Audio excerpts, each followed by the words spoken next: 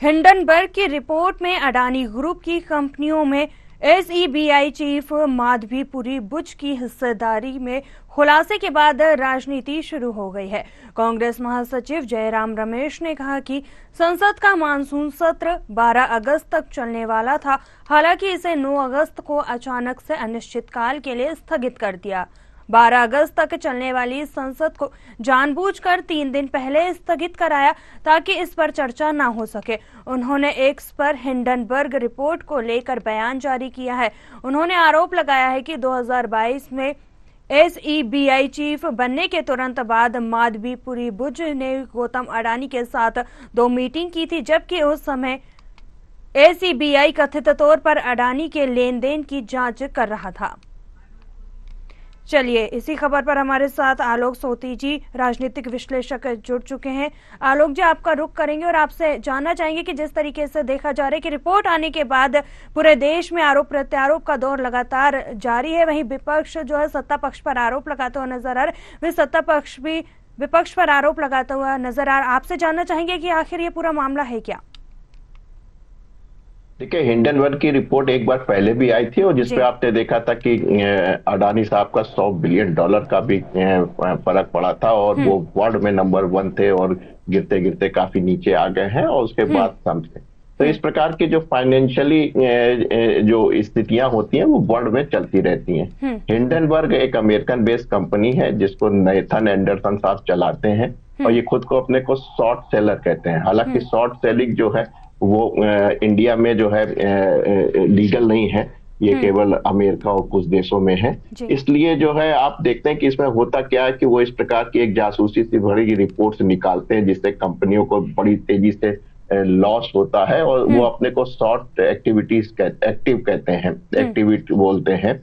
उसमें होता क्या है कि आपको शेयर नहीं खरीदने होते। मैं समान भाषा में आपके दर्शकों को समान बताना चाहूंगा कि मान लीजिए हमारे अडानी कंपनी के आज जो शेयर चल रहे हैं, हमसे किसी से उधार ले लेते हैं कि हमको 100 शेयर दे दीजिए, उसके बाद 1 महीने बाद हम आपके 100 शेयर वापस कर देंगे। इसके एवरेज में हम आपको जो है 100 जो भी परसेंटेज इंटरेस्ट आपको चाहिए वो फिक्स हो जाता है, उतना हम आपको दे देते हैं। यानी आपने शेयर नहीं खरीदे हैं और बस आपको मालूम है कि रिपोर्ट आएगी, धमाका मचेगा और आपको सब मालूम है उससे क्या होगा कि एकदम से जब ये नीचे आएंगे तो नीचे जब आने शुरू होंगे तब आप बेच लेंगे, जब बिल्कुल पीक नीचे के बॉटम लाइन पे होंगे तब आप उतने शेयर खरीद के उस आदमी को वापस कर देंगे। इसमें एक बड़ा फायदा होता है। बड़ी बड़ी कंपनियां भी काफी दिवालिया हो जाती हैं, लेकिन फायदा जो होता है वो शॉर्ट सेलर को होता है, एंडरसन जैसी कंपनी को होता है, हिंडनबर्ग कंपनी को होता है। एक बार इन्होंने एक अपना काम दिखाई दिया था, आपने देखा था कि हिंडनबर्ग रिपोर्ट पे कितना बवाल कटा था। आपके चैनल पे भी मुझे ध्यान है, उस पर में भी हम लोग ने चर्चा की थी। लेकिन उसके बाद तमाम गठित हुई कमेटियां उसके साथ ही आपने देखा कि जो आरोप लगा रही थी कि विपक्ष के साथ जो है LIC खत्म हो जाएगा, LIC बेच का है, आप देखिए उसको 17,000 करोड़ के फायदे में है। SBI कह रहे थे कि खत्म हो जाएगा, वो भी 21,000 करोड़ के फायदे में इस तिमाही में आया है। और साथ में HCL को भी देखिए काफी अच्छा काम कर रही है। तो इस प्रकार की चीजें होती रहती हैं। इसमें कोई अब क्योंकि इंडियन एक इमर्जिंग इकोनॉमिक है, 11वें नंबर पे पड़ी थी, 5वें नंबर पे आ गई, अब वो 30वें नंबर पे आ रही। तो दुनिया की सारी जो बड़े मुल्क हैं जैसे जो इस तरीके का एक्टिविटीज चाहते हैं कि अनस्टेबिलिटी हो इकोनॉमिक पॉइंट ऑफ व्यू से।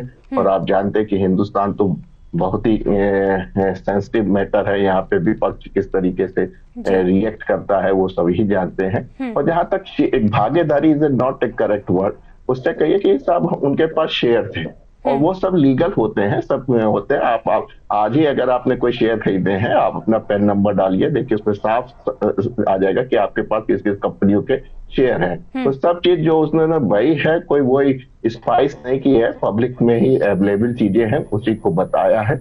शेयर आप खरीद सकते हैं, अगर आपके पास नंबर 1 में कमाई है आपके पास तो आप उसके शेयर खरीद सकते हैं। वो जो शेयर खरीदते हैं उसको आप डिक्लेयर भी कर सकते हैं। तो हमको नहीं लगता है इसमें कोई बहुत बड़ी बात हुई है जिसकी वजह से जो है भारत में जो है फिर से एक बार इकोनॉमिक पॉइंट ऑफ व्यू से भूचाल जो लाने की विपक्ष कोशिश करेगा। हमको नहीं लगता है कि इसमें कोई बहुत बड़ा दम निकलेगा, क्योंकि पहले भी एक बड़े पैनल के द्वारा जो है इस मसले पे इंक्वायरी की जा चुकी है और उसका कोई नतीजा नहीं निकला है। जी आलोक जी, वहीं आपसे जानना चाहेंगे कि कांग्रेस महासचिव जयराम रमेश ने जिस तरीके से आरोप लगाया और कहा कि संसद का मानसून सत्र 12 अगस्त तक चलने वाला था, हालांकि इसे 9 अगस्त को ही अचानक अनिश्चितकालीन के लिए स्थगित कर दिया गया। इसको लेकर भी लगातार जो है विपक्ष सवाल उठा रहा है।